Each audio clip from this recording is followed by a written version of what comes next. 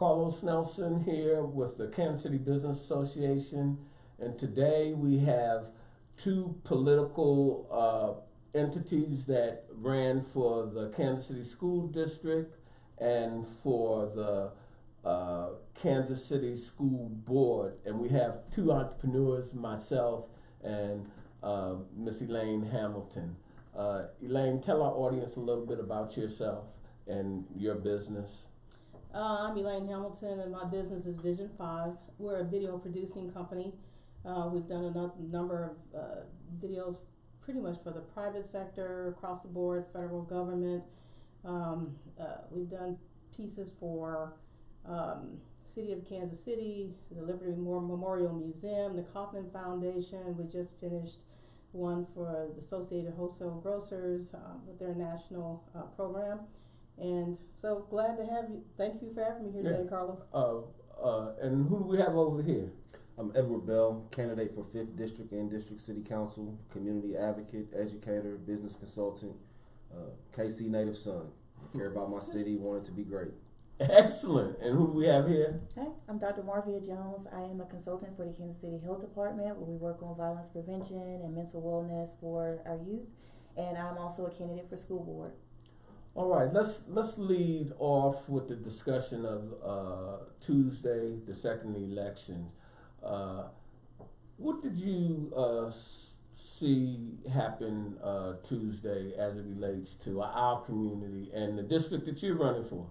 Well, running for 5th District City Council, the turnout was relatively low, and that was that was pretty. You got a number on that much turnout? Consistent.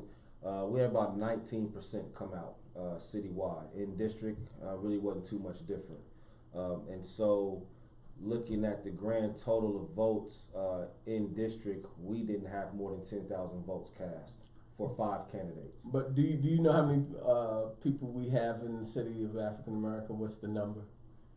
Now that I do not know, but what I can tell you is that we have, I believe, 51,252 registered voters active. All right, and so and all we had out of 20% of that come out to vote. All right. That's been really pretty consistent, and just like we were talking before the program, that's one of the biggest issues I have in terms of our community.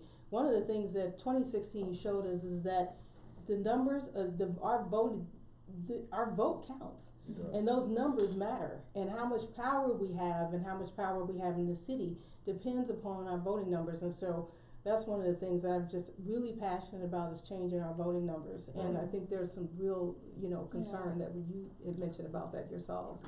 And what happened at the polls polling place that you visited?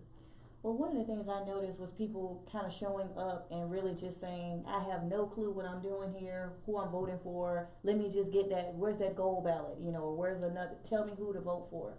And so that just showed a lack of education and a lack of preparation, in my opinion.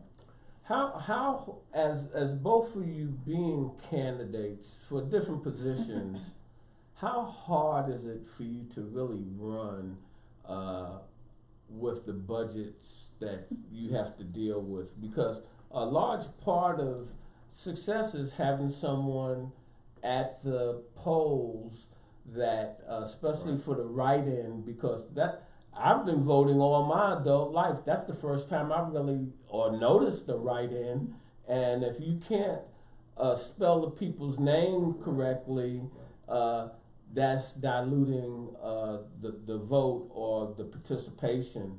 And does anyone have any ideas how we need to be dealing with that from a community standpoint?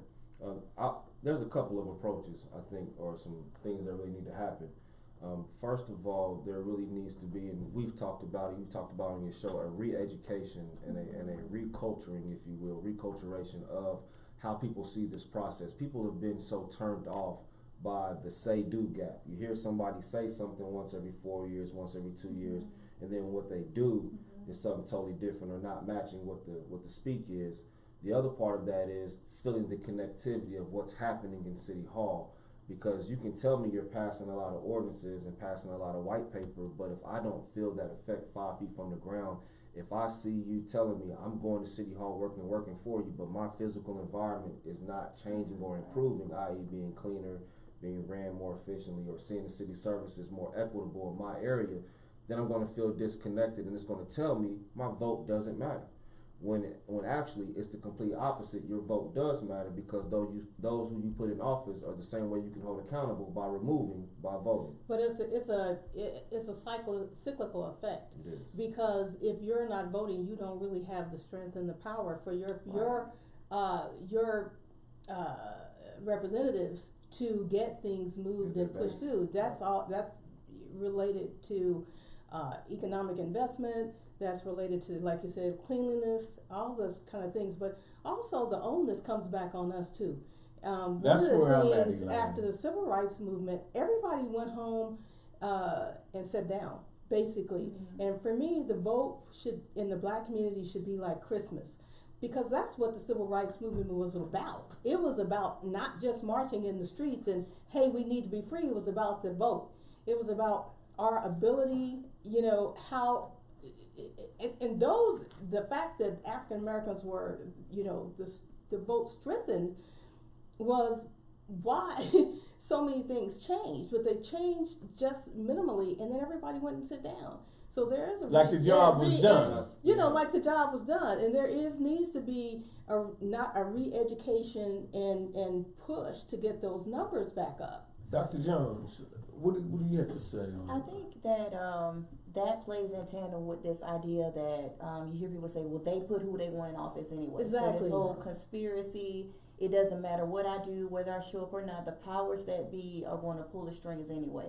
And I think we have to your point about education, we have to get back under the hood and show people it looks like there's a few people running the shots, because we've allowed there to be a few people, because a few people are showing up to vote and they're running things, but it doesn't have to be that way. Well, the bigger numbers you show, the more interest you get into your community. Absolutely. Across the board, not just through your representatives. It's who's running for mayor. And if that gap is closed down from here to here, then if our numbers are up, you're going to be concerned about whether we put you back in office. All right. I want to switch gears here, because this leads right into what both of us do in digital media. I'm more into the social media part of digital media. When you do not have a platform to get a message, our communication issues. All right, and that is what I've been trying to push for the really last 3 years. I looked at our community. We talk about a lot of these problems, but what are the solutions? And the number one solution, as I see, and it sounds self-serving when I present it, that everyone has a smartphone, and we do have platforms. At least Cascade has a platform that is totally underutilized to distribute vital information on 36 different levels that will change how you perceive your environment, how you perceive your elected officials, how you perceive who's doing business in your community. But if you don't know that platform exists, then you're disengaged, because the only other platforms out there are the people that are really controlling you. Yeah, that is definitely true. And then, even other people who are running that you invited here, they should have been here, because again, any opportunity that you get to present what you're talking about and growing even this platform is really important. And that social media outlet, and I hope to see this platform even grow, stronger for you, because you're one of the first people to do this, and and particularly citywide. And what I'm trying to do with something like this, not that we need to copy off or anything. They have Kansas City Week in Review. They have the Ruckus, but they don't have us speaking in our own voice. We're creating the narrative, and we're not being edited. And you can't do that unless you own the entity that is producing these things. Mhm. And we have that, It's and free getting now. right. And I'm going to speak to the school district. How do you have 7 now board members reduced? I'm going to say from 9 to 7, and our community don't know that that's happening. And when you start talking about leadership, it's not just the leadership, the political leadership, the technocrats. You're in communications. You're over the communications for the Board of Education. Cascade Media Group has the largest African American audience and handles all of your sports basically free, and you don't even do advertisement. All right, now I want to go into the political realm.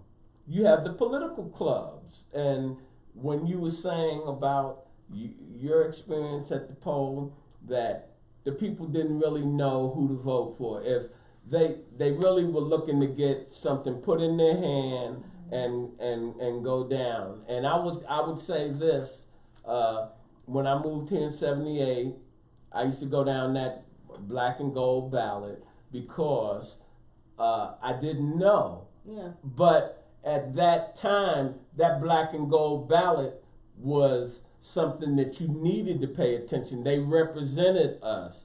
But I'm going to say this on Kansas City Week in Review this week. They were saying that the old guard is out. Y'all are in. A new way of doing business, you know, and accountability. But that's what makes the connectivity of what you're saying important, because it's multi-tiered. You have to have the policy, you have to have the business, the economics, the push, but you also have to have that instrument and tool that can create and control the narrative. You know, what made the Cosby Show so relevant is that he hired like over 20, 30 psychologists, professors, analysts to ensure that there were no negative stereotypes of African Americans being portrayed. Now that's why that show has had the reverberation it's had. We have to be intelligent and strategic in the same approach. When we have the tools and the platform, we have to, in a real sense, incorporate the message so that we have some synergy. In other words, when I'm going out campaigning, I have to spend as much time defending and showing that I'm not what we've been used to, more than you actually get to your message. Okay. And so, and a lot of that is part of the re-education that needs to happen, because when you say politician, people don't think, well, maybe he's a public or she's a public servant too. Mm-hmm. It's a very narrow-minded scope, and so those platforms really need to be pushed across the board. It has to be in platform and out, you know, these Right. platforms, and also has to be broadcast too, because that's really, be honest with you, that's Mainstream. how these platforms, you know, exist, is actually, and then when you're talking about the most concentrated radio stations, they should be, you know, airing at the same time some of those forums, knowing who you are, giving you an opportunity to, even just in a 30-second space, say this and that, and I'm going to be over here on Cascade. So these things really need to be connected, and so that's one of the reasons that people really don't know. There's a huge communication gap. Believe it or not, as much communication exists, there's still in our community the biggest communication gap.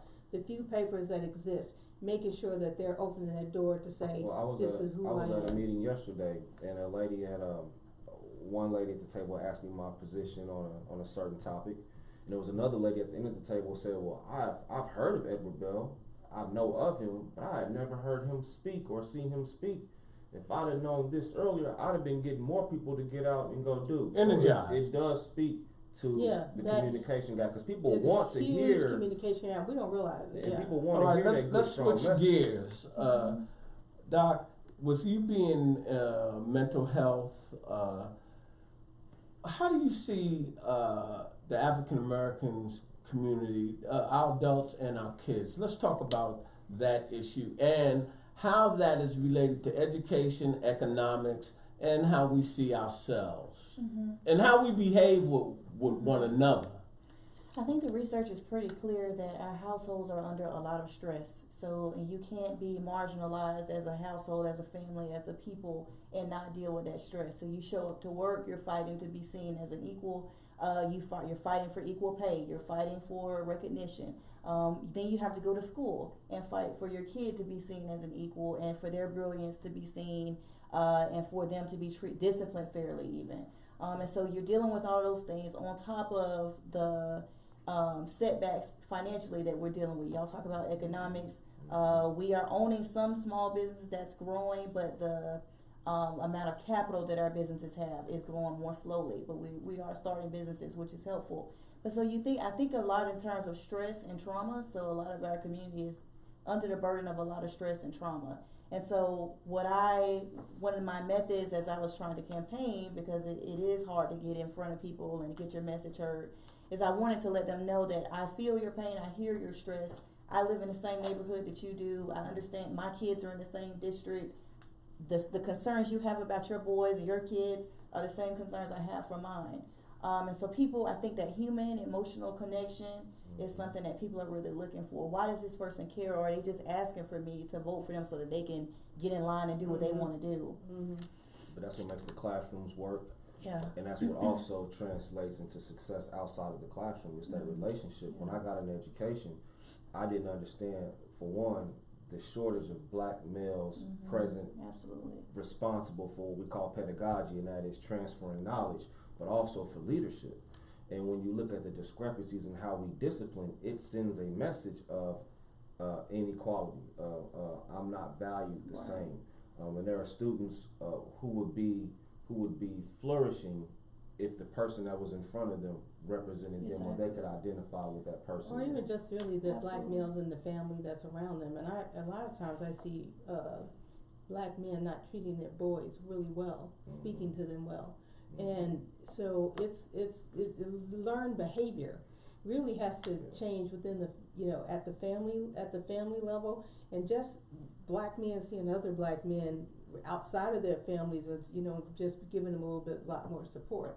That makes a huge All right, difference. I want to switch up, because from every subject that we touch, I feel, and we're on the Kansas City Business Association show, the answer is economics. The stress that we have, at the end of the day, the bottom line is the economics. Because if we have the economics, we wouldn't even be possibly in the same neighborhood, or we would be building our own neighborhoods, or we'd be able to contrast. To me, that would be the contrast. School brings two types of learning. There's the academic learning, your ABCs, 1, 2, 3s, but then there's that social learning. And you hear people talk about what they're going to do for the school district, and it's not even their lane. City government does nothing with public education, right? But what we can do is be partners and provide those wraparound professional services. Yes, because when the students are learning something, they need to learn how it applies, where it applies, where can I go implement this at, and where can I go see somebody who represents excellence so that I have a standard that I know what I need to work to. And that's what we could be doing as community partners, going into that school. And it's really effective because every child is connected to some household somewhere. Even if they're couch surfing, because we have a large homeless student population, but even if they're couch surfing, there's still a base to touch where there's people. Are you dealing with any of he was saying the homeless students and what have you? How do you see that? Because that homelessness, boy. Yeah. Hello. It backs itself right back down to drug and alcohol issues too. So Well, it's that, and we also have to look at some of the housing policies that have taken place in our city. True. So All right, that- talk about them policies, people, Doc. People Sure. are homeless because we know that evictions are just out of control. So thousands of evictions. So we talk and housing prices steady going up When in relation to exactly. But the evictions prevent you from being able to move into another Exactly. place. Exactly. Not to mention the market being so mobile that it's pricing people out of. It's a vicious cycle. It is. Yeah. But all of it can be dealt with And creates concentrated pockets of power. with communications, because once our community begins to communicate and share information, then you can make better decisions on who you're voting for, whether it be school board, county government, city, and then you can hold them accountable. And it doesn't take much to have power, especially in this city, because by the time the two major factors fight it out, your vote can be the deciding vote, and that's how it was. It can. 30 years ago when you got that ballot and you went down that ballot, we didn't have the numbers, but we had the numbers that were going to decide who won and who lost, and therefore they had to pay attention to our needs, and that hasn't happened in some time. Let's move on to, do you have anything that is one of your favorite concerns, or some things that you feel that our community and we should be talking about? When we talk about who we're electing, who we have in leadership, and what we're going to do, we really need to get past people talking about bullets. People sound for education. What does that mean? I'm for workforce development. What does that mean? If you can't give me actionable items that I can connect to a process and to a result that is measurable, right, then it's fluff.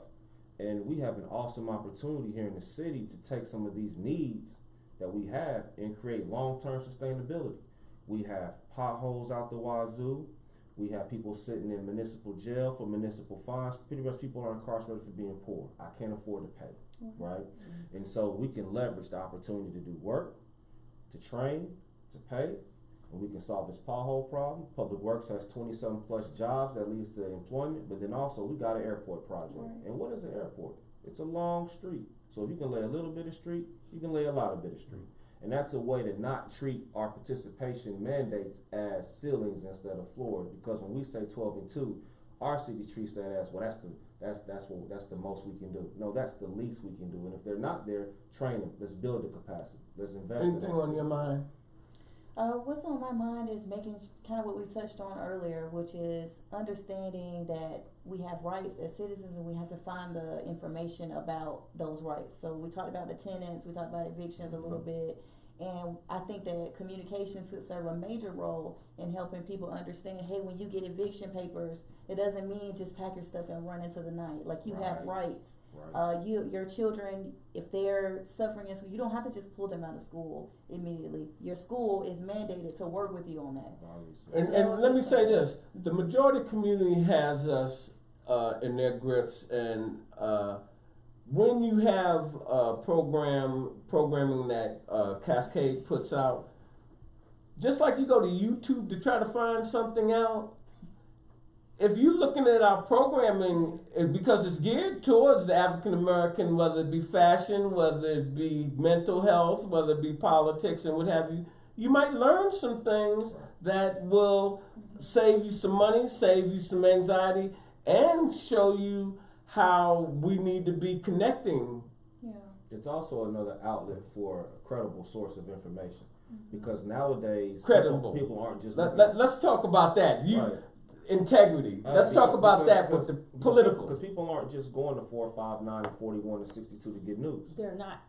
And so when you consider the myriad of sources of people who sit behind a screen anonymously and put stuff out there, you know, when you go to debates now, you see a table full of fact checkers, and that's new, because people are allowed to espouse and just say whatever without any credibility. Why do you think that's new?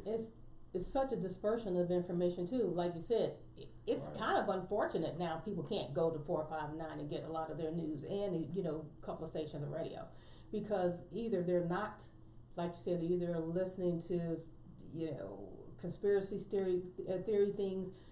The biggest problem is they're not looking for news in a lot of ways. That people aren't looking for facts. They aren't, not just facts, they're not even looking for news.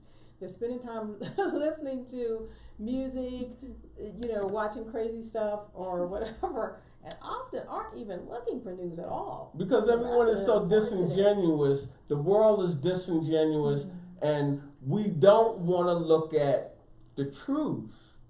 And on our first show, I said, anyone come on our shows and can't speak truth to power, they won't be invited back, because we don't want to offend anybody. And as I said, and I say this, the African American middle class, you're asleep. and you think that you woke, and this is for the NAACP and the Urban League. You've done nothing per se in some time, and don't nobody tell you that. But I'm telling you that because that's what the people are telling me. That's what I see. Yeah, and I have to say, I have to back that up, because if nothing else, those organizations should have really concentrated and focused on making sure the voting numbers in African American community, that was their clear. I mean, they had a broader perspective, and then theirs were related to policies and changing racial policies from the judicial system, but also the failure of not making sure our voting numbers stayed up, and expounding on top of each other the importance of our vote and the power in our community is it's diluted. The NAACP, the Urban League, the Downtown Council, they should have been all down their face. What are you doing in our community? We paying taxes. You know, a lot of these educational issues. How you don't know that the board is dropping from 9 to 7? Which I didn't know either. Yeah, right. It's hard to keep up with a lot of information. No, it's not hard. So dispersed. It's not hard to keep up with the information if the leadership in those particular bailiwicks are doing their job. If I was giving out $1 million every 2 days, I bet you they'd be knowing where it's at. KPRS give out a few dollars and the phone ring off the hook. That is true. So that's, that's another piece of those narrow slivers of communication we have that really need to be probably a little bit more on their game in that regard too. And I think that leadership has a responsibility. When we say leadership, let me be clear. Not just 50 feet from the ground leadership, but 5 feet from the ground leadership has a real responsibility to communicate the significance of our participation. Because it's not just once every 4 years. It's not just once every 2 years. Come to the But if meetings. your leadership has been paid and bought by the people that are subjugating you, you need hold it. But you to get that new leadership, you have to get new people engaged. That's what this program's about. Because the current leadership, they have a very narrow margin of people that follow them right now. And it's up to you to engage your peers, your age group, try to educate them and send them to places. And one of the things that we do as a community and as people in general, and this is how you've been brainwashed, we don't like to share information. We feel that if we have it, that's power, and we one step over you. It's just like everybody wants to be associated with Nipsey Hussle, right? And I had never really heard of him before this, but since I did some research and seen this guy was really making moves. He really was for the community. But it's a sad fact that you don't know about a lot of this until after the fact. You know, and so I just say for the business environment, the school environment, and our total environment, unless we hold our elected officials, whether they're just for our community or the overall community, accountable and put legislation and write bills that have teeth in it to protect our interests. It's like the stadiums were being built, remodeled. That should have made at least 4 or 5 African Americans millionaires in this town. Who was responsible for monitoring that contract? That African Americans got their fair share. Well, here's I'm MBWB, certified. I have 2 points about that. MBWBE, participation in all those issues need to exist. The fashion in which they exist are the mechanisms in which they exist, and how they or implemented is I have an issue with. I think they need to move a little bit more. One of the things that no one looks at, because I'm a federal contractor too, and nobody in this city that since the time I've been certified, never looked at the federal system. I think the federal system and the way it works in terms of, it doesn't have MBWBE participation. So like it has Section 3 and 8A certification. it says it's only 8A and it's only hub zone 8A. But also, even when they're considered set-asides. And those set-aside contracts, their implementation are far better and would work better at the city level than they do at the federal level. But a lot of people don't understand how federal contracting work. I'm actually one of the few who actually do. And they would work a lot better, because the way they're implemented at the city level, you're talking about why are a couple of African American businesses millionaires through those contracts, is because you have to have already been at a certain level to get a certain level of participation of those contracts. But how do you get this level of participation? How do you get a multi-million-dollar contract if you've never had one?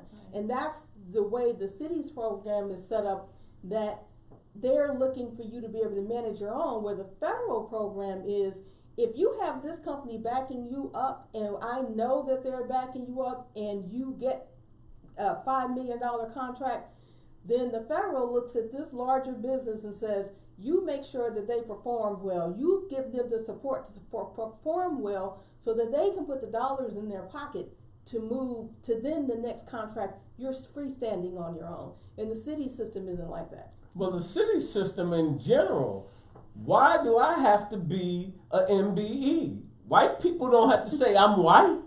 That's just and I understand that there should be something there. To make sure that you do. But what winds up happening, now you have the gay community, which I have nothing against.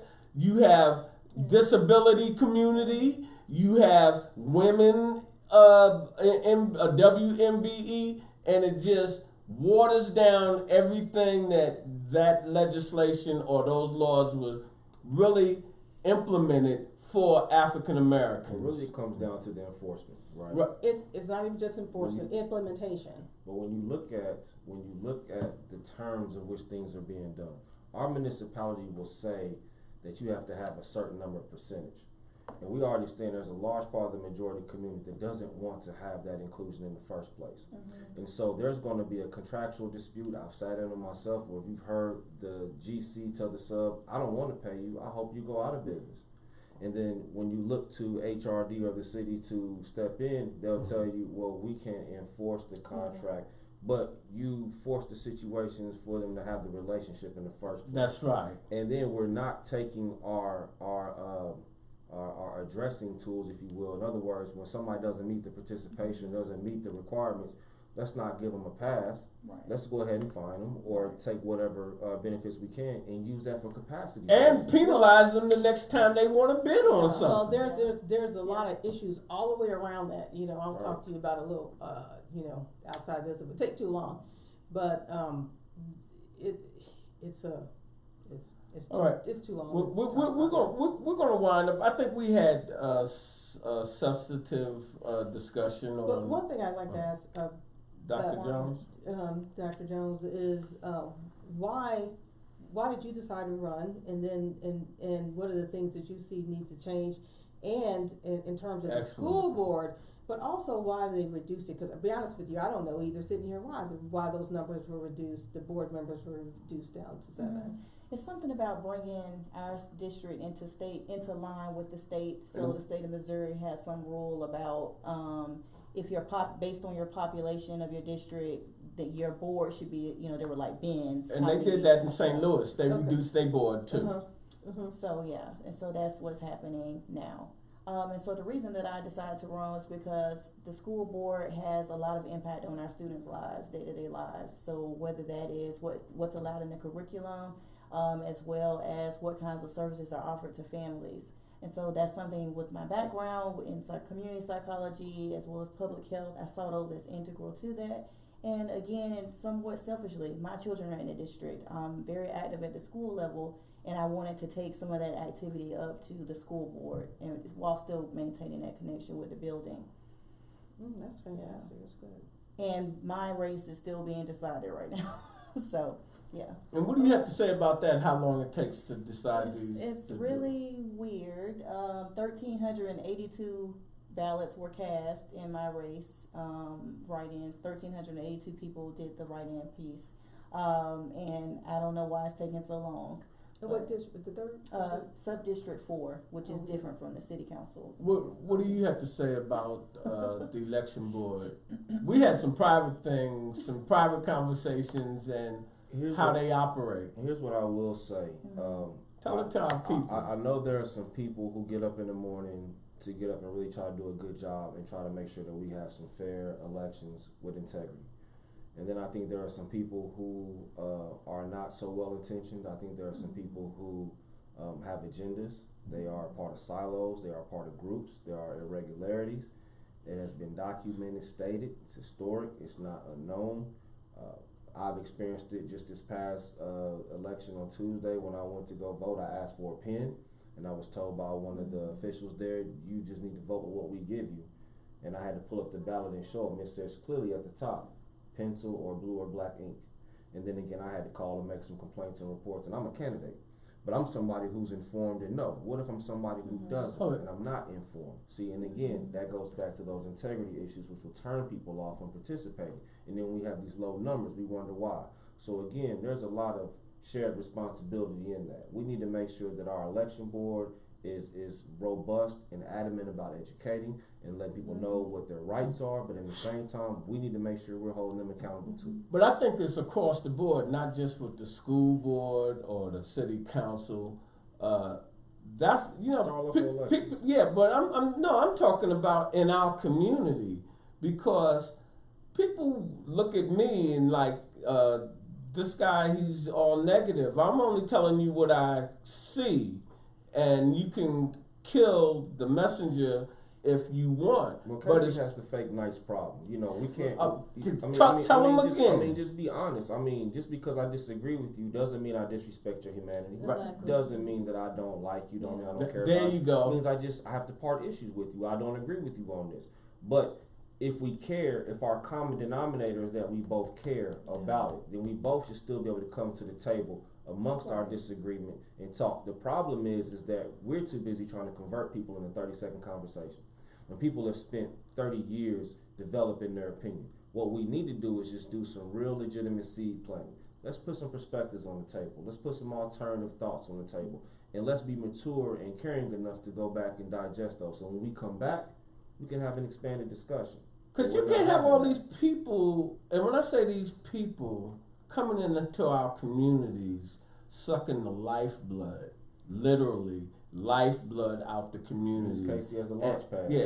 And right. Well, I was talking about businesses in the community, and that's a whole separate issue where these people come in these positions and get paid $200,000-$300,000, and then move on to another city and what have you, as a launch pad, as you say. But these people that I'm talking about are rooted in the community, been doing business in the community, and what are they giving back?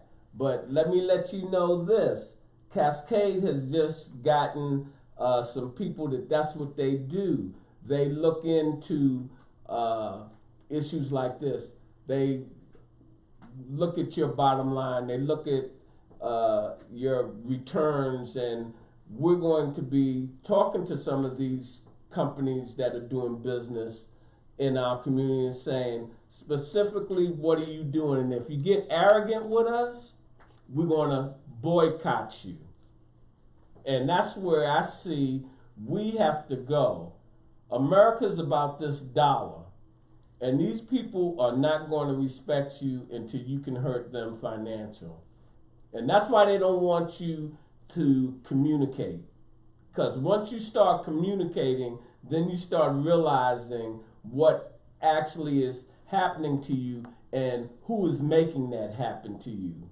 Well, I think that communication is critical. But you just mentioned something I think that in terms of too often, and this is where a lot of times you get a failure in terms of trust within our communities, because a lot of people have used the positions that you all are going after right now as launch pads for their next career. And I think that's a real, even for me, that's a real concern. It's always this issue because you have seen it happen too often. So what are the things that you want to get accomplished in your district if you get you've got one of the nominations, I guess. Is that how it works? Because it's a primary. Mm-hmm. But if you win your district, what's something that you want to get accomplished? So comprehensively, there's a lot of diversity in our district that allows me to say, for example, small scale manufacturing, but it's going to be different in different sections. You take East Marlboro, if you know anything about technology and digital media, how it works with line of sight towers. Well, if you look at Purcell, you can stand on one end of Purcell and see all the way down to the other end of Purcell. That would be an awesome place for a digital village. And you have your green technology and your small scale manufacturing technology, right? But then also, when you look around James A. Reed Road in the Hickman Mills area, there's a lot of old, used, or ran down, used to be retail centers that could be used for small scale manufacturing. We talk about job creating and allowing a space, the same way in the crossroads in downtown, you have WeWork spaces where entrepreneurs and engineers and creative types can come in and come build and create. We can have those same spaces. Are you going to be looking to drive economics in terms of investment from outside sources, outside business entities? Is that what you're looking to do? And especially with the empowerment zones and the opportunity zones. That would be. I've had conversations with a couple of groups who have a sizable event who realize this event needs to be an investment for a long term. How do we make this something that's organically good for the community too? And I think that is, I know that's a major difference between my candidacy and others, is that when I'm talking to people who are going to be potential community partners, it has to be a real partnership. What is the mutual beneficial component of it, and where's the reciprocity for the environment in which you're coming in? Not to mention too, we have that Bendix federal complex cleanup that's going on too, and whoever is going to be overseeing this area has to have a major say and imprint in that. And for me, it's personal, because my father was one of the worst beryllium spill victims of that site. And so when we talk about real accountability and talk about what we're really going to do, I'm somebody who has an innate, right, concern about what's going on in that environment as well as the rest of it. So so leadership needs to be thinking about not just the buildings I'm building, how am I building up the people within that space, and then how is that going to be sustainable long term? Yeah, because every time I talk to a person running for city council, the first thing out of my mouth is, "Where's our Amazon? Where's the Amazon?" And Amazon's a huge facility, but that's what I mean is because environments or communities grow based on, just the. That our Amazon is the airport. That's what the mayor would tell you. Well, no, I meant Easter Easter Truths. Where are those facilities, Easter Truths? Because your community can't grow and your infill can't come without not green infill, but just your. But we need rooftops and businesses, and and the businesses don't have to be so unique in terms of a lot of people aren't going to brick and mortar stores to buy things. But Missouri, being in the middle of the nation, is an excellent source of green energy, and transport. Yeah. So we can have those distribution channels, networks, jobs, industries, and auxiliaries that come off of that being centered here, because the airport's not going to fulfill all of our employment needs. Downtown hotels and convention centers are not going to supply all of our employment needs. We're going to need some real diversity of enterprise and work that people can take, learn, and then leverage to go somewhere else. And it needs to be Easter Truths, because African Americans have to take a plane, train, and automobile to get to work. Transportation has to bring resources. We're gonna bring some of these subjects up as I review what we talked about, what was germane, and some of our other shows that will be coming forth. Dr. Jones, do you have any closing things that you'd like to say to our audience? I would just like to see more opportunities like this for people to come and talk, and for the community to hear about the things that we're thinking about, and talking about, and that are important to our community. So I would just encourage everyone to be informed, seek out sources of information, and if it's not coming to you in the right way, then speak up and let us know. Let people know that they're not reaching you in the right way. And tell them how they can reach you if they want to reach you on a personal basis about mental health or the things that you're involved in. Which companies did you say you were partnering and working with? I'm a consultant to the Kansas City Health Department. So there's an organization called Violence Free KC that we are the leaders of. And so I'd encourage you to come out. It's going to be the last Friday of every month. It is every Friday, every last Friday of the month, and it's at the Kansas City Health Department. And tell them where that's located. 2400 Troost. All right. Madame?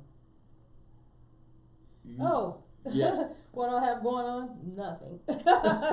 No, I'm just kidding. I'm still working. I'm still running my business, and I don't know. Any wisdom that you want to impart to our community on where you think they might need to head, and some words of wisdom, my dear? Oh, well, you got plenty of wisdom. Well, I don't know about that. I'm looking at it. In terms of small businesses, what we really need are resources, not just money. Money is a big piece of it, but I'm one of those people. I don't believe in free money, because free isn't always good, and everybody has to bring. You have to have something that you're bringing to the table, but where some of our weaknesses are in resources. And one of the things I had just gotten out of Thinking Bigger magazine in terms of lack of communication today was there's $1 million. This organization, Bridging the Gap, full scale pledges $1 million in technical services to local startups. Those, it just being, you and I talk about that all the time. It's just when you don't have full teams, you really need those resources. Morel and James just have brought forth a really fantastic, they're a new bank in Kansas City. I didn't have to give up my child to give a $50,000 line of credit. So those are the types of things that small businesses have to have, is those resources, not just classes, not just a bunch of blah, blah, blah, blah, blah, blah, blah. It's real active resources in terms of communication, administration. And I think to add before closing, they have to be designed for the type of clients that our businesses are. Yeah. And we're playing at a disadvantage from the beginning. Yeah. Credit has a lot to do with It things. does. And our credit gets ruined before it even gets started. And we don't want to talk about these type things. And these are the type of things that are not our fault. You see how many politicians now, this reparations thing, it's coming around because people are becoming more educated and really understand why African Americans are in the situation they're in today, economically, educationally, and across the board. And one of the things, one of the biggest factors is that we haven't been able to market and advertise. And so because of the last places that we tend to put our dollars, which needs to be the first place is marketing and advertising, so people can understand, just even like yourself, who you are or who you are. And when you are not able to do that, just listening to both of you today, it's like, wow, that's really impressive. But other than hearing your names and just what somebody may say here or there, I don't know. Yeah. But if you're marketing and advertising to me, I can hear your thoughts and your feedback. And same thing with our capacity as businesses. Most people still, as long as I've been in business, I don't know who I am or what I do or, type of pieces we, or I'm a broadcast television editor or, come out of the television industry and have a lot of really solid communication capacity. So. All right. In closing, you've been on the Kansas City Business Association show, and we're out here for you. We're at 1601 East 18th Street on the second floor. Welcome to come in. Check out our website, KCBA. Check us out on Facebook. How can they check y'all out? Give them. Edward Bell, electedwardbell@gmail.com. Is that what we need to do? My Facebook. Do we need to elect Edward Bell? We need to do that. That's for sure, huh? For sure. I'm also on Facebook, Edward Bell II, Instagram, Edward Bell II. I just try to use the user-friendly platforms that everybody can access, or most people can access through something convenient. But I'm also just around. If you see me, stop me, pull me, touch me. I'm a kid from the community. Can I get a loan, Mr. Bell? Of course, brother. If I got it, you got it. All right, I heard that one before. How about you? How can they contact you, Elaine? You can contact me through www.v-5.com, v5.com. Oh, dash, F-I-V-E-5, I'm sorry. That's all right. V-F-I-V-E-5.com. Hey, Dr. Jones, Mm-hmm. how can they contact you? You got an email address or something? They Yes. got something on their mental, on their mind? MarviaJones@gmail.com. MARVIA Jones@gmail.com. And I'd like to thank you for appearing on the show. And as we always say, when you invest in your community, you're really just investing in yourself. This is brought to you by Kansas City Business Association, working to improve our community.